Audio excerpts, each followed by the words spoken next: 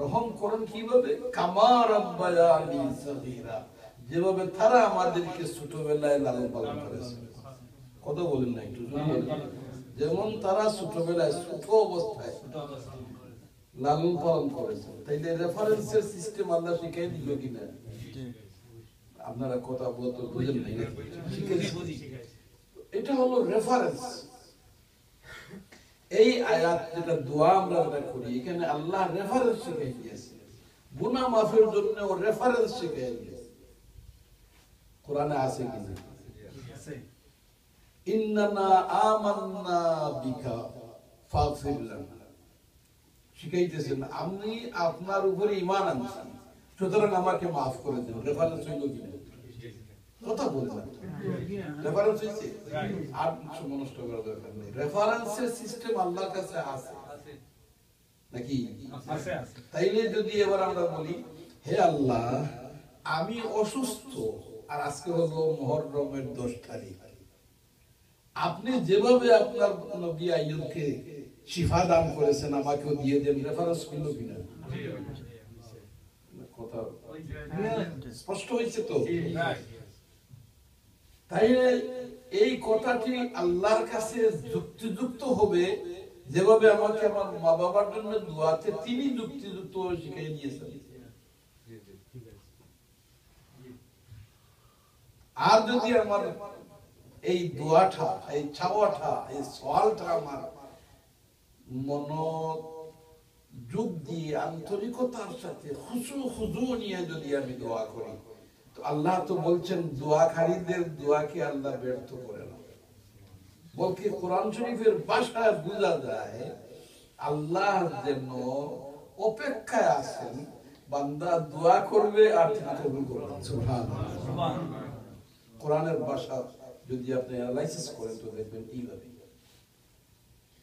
বাস্তব পক্ষে সারা দুনিয়ার সব সিস্টেম যেগুলি চলতেছে এগুলো সব অটোমেটিক সিস্টেমে আল্লাহ ব্যবস্থা করে রেখে দিয়েছে। এটা সব ওগুলি ফেরেশতাদের ইনচার্জ, ফেরেশতারা ইনচার্জ আছেন, যার জন্য আমাদেরকে ফেরেশতাদের প্রতি ঈমান আনতে হয়। ইনচার্জ করে দিয়েছেন, আর সিস্টেমটা আল্লাহই করে রেখে দিয়েছেন। তাহলে আল্লাহ তো এখন সম্পূর্ণ ফ্রি অবস্থায়, সব কাকে রিজেক্ট দেওয়া লাগবে, কাকে কোথায় বৃষ্টি দেওয়া লাগবে, কোথায় টাইফুন দেওয়া লাগবে নাকি, সব আগে থেকে সেট আপ করা আছে কিনা? কথা বলে সিস্টেম করা আছে। আল্লাহ কি করতেছে?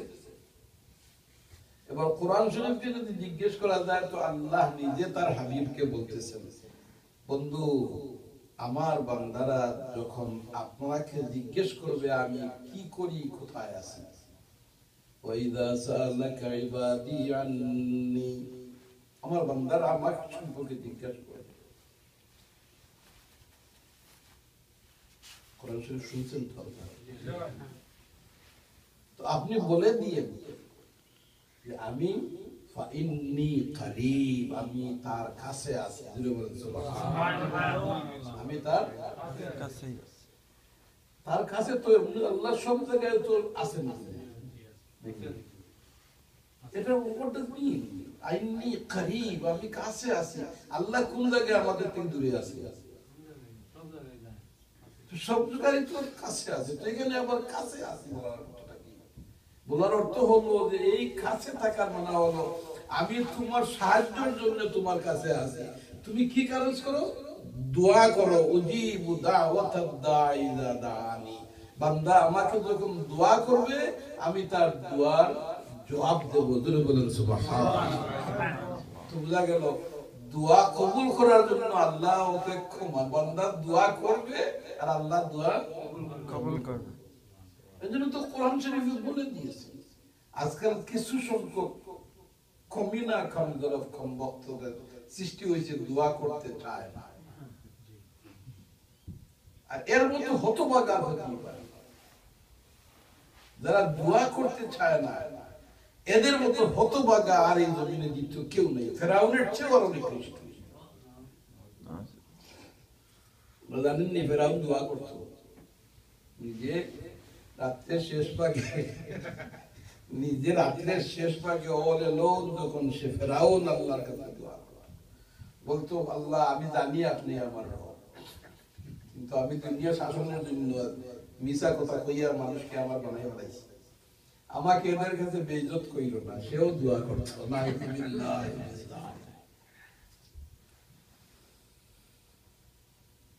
কোরআন শরীফে আল্লাহ বলছেন, যারা দোয়া করতে অহংকার করে দোয়া করতে চায় না, সায়াদখুলুনা জাহান্নামা দাখিরিন, আল্লাহ বলতেছেন অনতি বিলম্বে এই সমস্ত মানুষকে আমি জাহান্নামে দাখিল করে দেব, মানে বেইজ্জত করে এদেরকে জাহান্নামে দাখিল করব। নাউযুবিল্লাহ।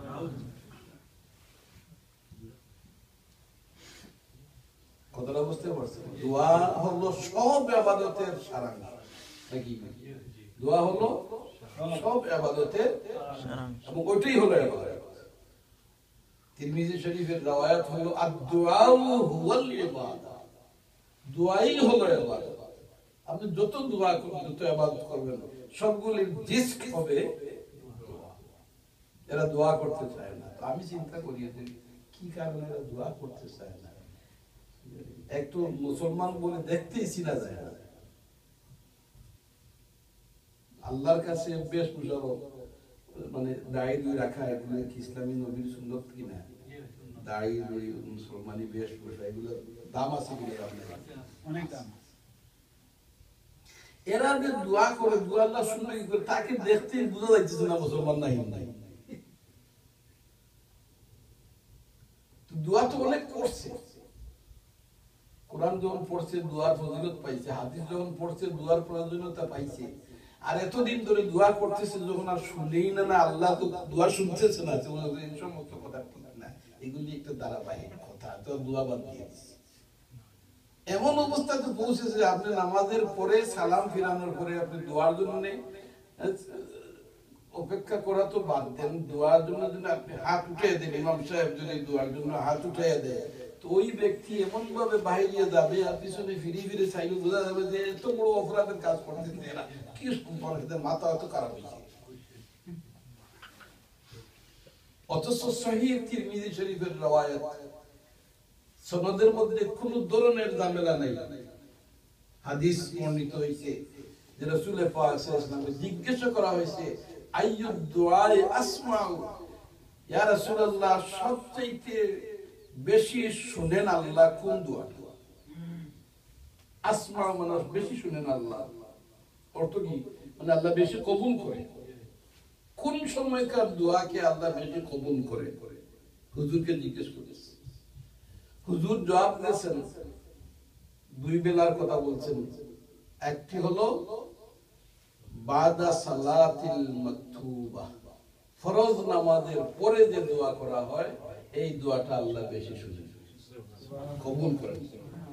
আর জফুল লাইলিল আখির, আর রাত্রির শেষ ভাগে যে দোয়া করা হয়, এই দোয়াটা আল্লাহ বেশি ভাবে কবুল করে।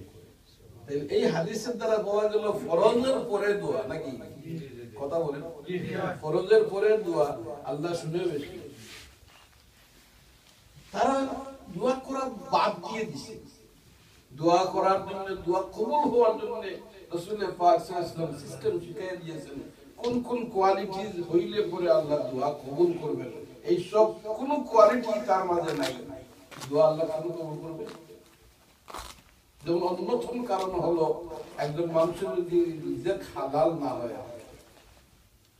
মানে তার ইনকাম যদি হালাল না হয়, যে ইনকাম দিয়ে তার খাওয়া দাওয়ার জিনিসপত্র সে কিনে খায়, এগুলি যদি হালাল হয়, এর হারাম হয়, হালাল হয় না, তাহলে যতই দোয়া করুক, ইবাদত করুক, আল্লাহর পর্যন্ত পৌঁছবে না, কবুল হবে না। এই যে গ্রুপের কথা বলতেছি, এরা বাদ দিয়ে দিচ্ছি যে আমরা তো শুনেই না, তারা আমরা করবই নাকি? তো আমি যদি আজকের দিন, আশুরার দিন, যেদিনের রেফারেন্স আমরা বলবেন যে কোরআন শরীফ থেকে দিয়েছি, এবার হাদিস শরীফ থেকে আপনাদেরকে রেফারেন্স দেই। যেমন হুজুরে পাক সাল্লাল্লাহু আলাইহি ওয়াসাল্লাম যখন হিজরত করে মদিনা শরীফ গেলেন, মদিনা শরীফ যাওয়ার পরে দেখলেন যে ওখানকার ইহুদিরা মুহররমের 10 তারিখে রোজা রাখে। হুজুর তাদের জিজ্ঞেস করেন, তাদের মধ্যে পাদ্রী বা যারা মৌলানা সাহেব, তাদের ইমাম সাহেব ডক্টরেট ডক্টরেট ওখানকার ডক্টরেট ডিগ্রিওয়ালা যারা জিজ্ঞেস করলেন যে তোমরা আজকের এই দিনে রোজা রাখছো কেন? তারা জবাব দিল আজকের এই দিনে, দেখেন রেফারেন্স আছে কিনা, আজকের এই দিনে আল্লাহ তাআলা মুসা আলাইহিস সালামকে সাহায্য করেছেন। আপনারা কি বলেন, সাহায্য করেন? কথা বলেন, আপনাদের সাহায্য দরকার নেই, আমাদেরও সাহায্য দরকার আছে। আল্লাহ যদি সাহায্য করতে চায় তাইলে আর কেউ আছে নাকি বাধা দিতে পারবে? সুতরাং আল্লাহর সাহায্যই তো সবচেয়ে বড় সাহায্য। নিমাল মাওলা নিমাল, বলেন বলেন, নিমাল মাওলা নিমাল নাসির। আল্লাহই হলেন সবচেয়ে বড় সাহায্যকারী, আর তিনি হলেন সবচেয়ে বড় অভিভাবক আমাদের। তো তিনি যদি সাহায্য করতে শুরু করে তো কেউ বাধা দিয়ে আটকাইতে পারবে? আর আমাদের সবারও তো সাহায্যের দরকার আছে, না যার দরকার নাই তেমন কেউ না, তার দরকার আছে, বলেন সাহায্যের দরকার আছে। মুসা আলাইহিস সালামকে আল্লাহ সাহায্য করেছে এই দিনে। তাহলে আমি যদি আজকে অভাবী দুঃখী, আমি যদি আজকে সেই দিনে আল্লাহর কাছে বলি রেফারেন্স, আপনি তো আজকের এই দিনে এত বড় কাজ করেছেন, এত বড় কাজ করেছেন, মুসা আলাইহিস সালাম এবং তার সঙ্গীদের আপনি কত বড় সাহায্য করেছেন। আমি তো তোমার হাবিব মুহাম্মদুর রাসূলুল্লাহর উম্মত, আমাকে সাহায্য করো। আল্লাহ করবে কি করবে না? রেফারেন্স সিস্টেম আছে কি? এবং এই রেফারেন্সকে রাসূল গ্রহণ করেছেন কিনা? তার দলিল হলো এই দিন তারা বলল যে ফেরাউনকে পানিতে ডুবাইয়া মারছেন তার দলবল সহ, আর মুসলমানকে উদ্ধার করে দিয়েছেন, এই ফুরাত নদী পার করে দিয়েছেন নাকি? এত বড় সাহায্য করেছেন, এত বড় নিয়ামত আল্লাহ সেই দিন মুসা আলাইহিস সালামকে দান করেছেন। এই জন্য তার শুকরিয়া হিসাবে আমরা এই দিন রোজা রাখি। পে অ্যাটেনশন, ওই দিনের ওই যে নিয়ামত আল্লাহ দিয়েছেন এর শুকরিয়া হিসাবে আমরা কি করি এই দিন। যদি এই দিনের রেফারেন্স এবং এই দিনের অবজারভেন্স লিগ্যাল না হইতো, এটা যদি জায়েজ না হতো, তাহলে তো রাসূল বলতেন এটা তো নবুয়ত, মুসা আলাইহিস সালাম বাতিল, তার নবুয়তিও এখন আর ভ্যালিড নাই, আমি এসে গেছি এখন আর ওটা দি বলতে পারতেন কিনা? Pay attention.